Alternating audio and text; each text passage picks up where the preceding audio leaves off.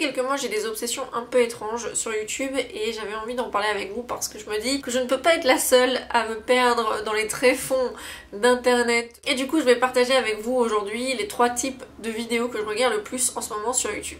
La première obsession n'est pas si étrange que ça parce que si on me connaît un petit peu, on sait que j'adore voyager. Quand j'ai découvert ce système de vivre sur les routes avec sa propre petite maison, je me suis dit mais c'est tellement génial, c'est tellement ingénieux. Ce système c'est le tiny house living et ça change un petit peu finalement de vivre dans son van puisqu'en fait c'est une vraie maison sur roue jusque c'est une toute petite maison. J'ai adoré découvrir ça sur YouTube. Il y a plein de chaînes, enfin plein, quelques-unes en tout cas, qui font des tiny house living house tours, donc des tours des petites maisons. Je trouve que c'est absolument incroyable de voir que certains entreprennent ce travail sans qualification.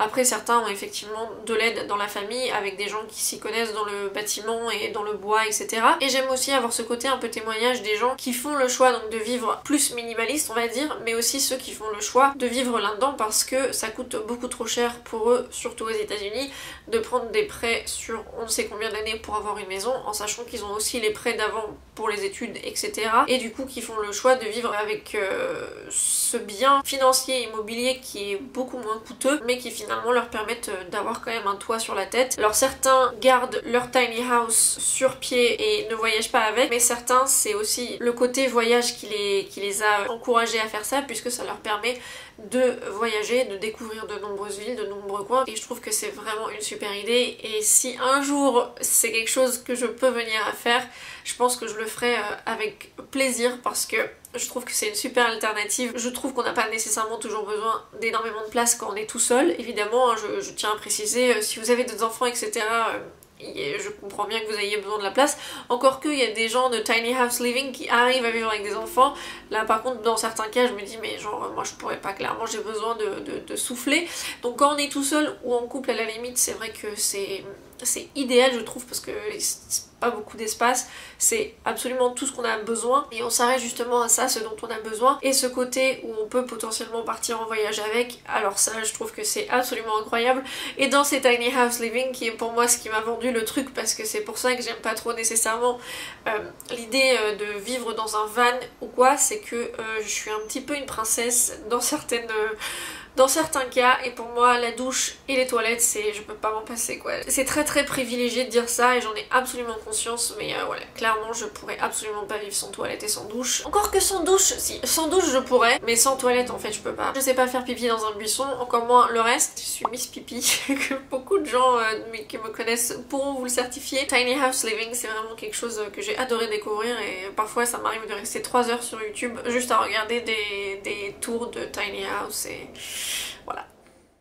Pour la deuxième, c'est un mix entre c'est très étrange et en même temps on pourrait se dire que ok ça fait sens parce que t'es une femme, tu t'éduques, etc. Mais en vrai c'est juste que je suis ultra fascinée mais il n'y a pas vraiment de raison pour que je m'éduque là-dessus actuellement. Je suis absolument fascinée parce que les Anglais appellent le home water birth. Je sais absolument pas du tout si c'est quelque chose qui est commun en France et du coup je sais pas s'il y a une traduction, j'aurais peut-être dû me renseigner avant de filmer la vidéo, merci Justine. En gros c'est ces mamans qui décident d'avoir une naissance naturelle, delivery, un accouchement, je suis désolée, qui décident d'avoir un accouchement naturel. Ça se passe donc chez elles généralement, dans une baignoire ou dans dans une mini piscine quoi, aménagée. Quand je vois ce genre de vidéos où les femmes choisissent un accouchement un petit peu différent du parcours traditionnel et parce que je sais par exemple qu'avec ma belle-sœur ou avec d'autres gens qui ont eu des accouchements difficiles, c'est des choses qui restent assez traumatisantes et c'est vrai que d'après les vidéos que je regarde sur les accouchements naturels, c'est quelque chose qui a l'air d'être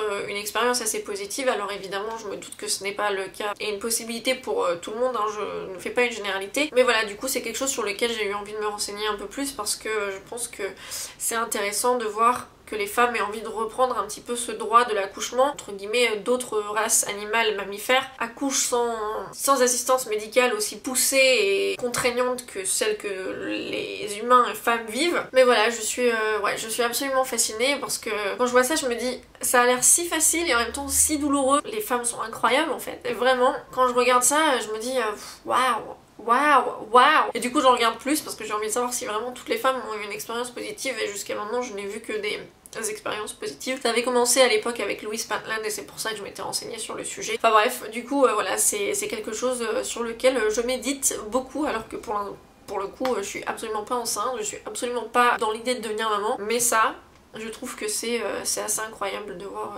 ces témoignages de femmes qui ont décidé en fait finalement d'avoir l'accouchement que elle voulait et voilà, je trouve ça plutôt dingue. Et ma dernière obsession sur YouTube qui n'est pas très compréhensible en sachant mon background à moi, c'est les mukbang ou mukbang, je ne sais pas comment ça se prononce. Et donc les mukbang, qu'est-ce que c'est? C'est des gens qui se filment en train de manger. Alors certains discutent pendant qu'ils mangent et donc ça devient une conversation, il y en a qui en font des Q&A, etc. Il y en a qui l'utilisent pour le ASMR, donc vous savez ils enregistrent les sons et certains ne font ni l'un ni l'autre et passent un petit peu en truc rapide là et font juste genre c'est trop bon. Voilà. Le mukbang ça nous vient de Corée mais c'est quelque chose que je vois surtout beaucoup sur les chaînes américaines.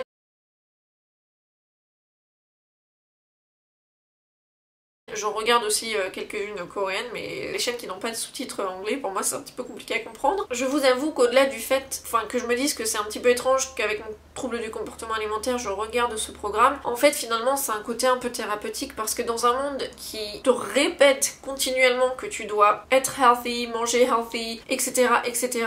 en fait je trouve que c'est très réconfortant et c'est très rafraîchissant de voir qu'il y a des gens sur internet qui ne te vendent pas uniquement ce lifestyle healthy et qui se disent voilà moi je suis comme tout le monde, si j'ai envie de manger un McDo je mange un McDo, si j'ai envie de manger un Subway je mange un Subway, si j'ai envie de manger le plat que j'ai préparé je vais manger le plat que j'ai préparé et le plat que j'ai préparé c'est plein de carbs etc. Alors après je sais que c'est aussi controversé le mukbang notamment pour tout ce qui est de la nourriture fast food parce que c'est effectivement peu en raccord avec l'environnement et avec le food waste, l'utilisation des papiers individuels et ça fait pas forcément prendre conscience des problèmes liés à l'environnement et etc. Mais ce sont des problématiques qui existent depuis très longtemps et qui commencent à émerger aujourd'hui et je doute que ce soit avec des gens qui mangent ce genre de choses sur YouTube que ça va inviter plus de gens à en manger. Je pense que ce genre de fast food n'ont pas besoin de ces youtubeurs pour avoir de la clientèle entre guillemets. Je trouve que c'est rafraîchissant de voir des gens qui mangent et qui se posent pas la question en fait de savoir ce qu'ils mangent et qu'ils en ont pas grand chose à faire, qu'il y ait des gens qui leur disent qu'ils devraient pas manger ça. Il y a un côté un peu thérapeutique pour moi avec les mukbangs et c'est pour ça que j'aime les regarder mais c'est pas toujours évident parce que j'ai envie un petit peu de les suivre. Donc voilà pour mes 3 obsessions sur YouTube. Ça m'arrive très souvent de me dire mais pourquoi est-ce que je suis en train de regarder ça vraiment, surtout quand ça fait 2 ou 3 heures que je suis dessus déjà. N'hésitez pas à me dire si vous aussi vous avez d'étranges obsessions sur internet ou sur YouTube. Qu'est-ce que vous regardez le plus en ce moment? Potentiellement elle vous aura donné des idées de quoi regarder, on ne sait pas. Si la vidéo vous a plu, n'hésitez pas à lui mettre un petit pouce vers le haut et on se retrouve très vite dans une prochaine vidéo. Bye!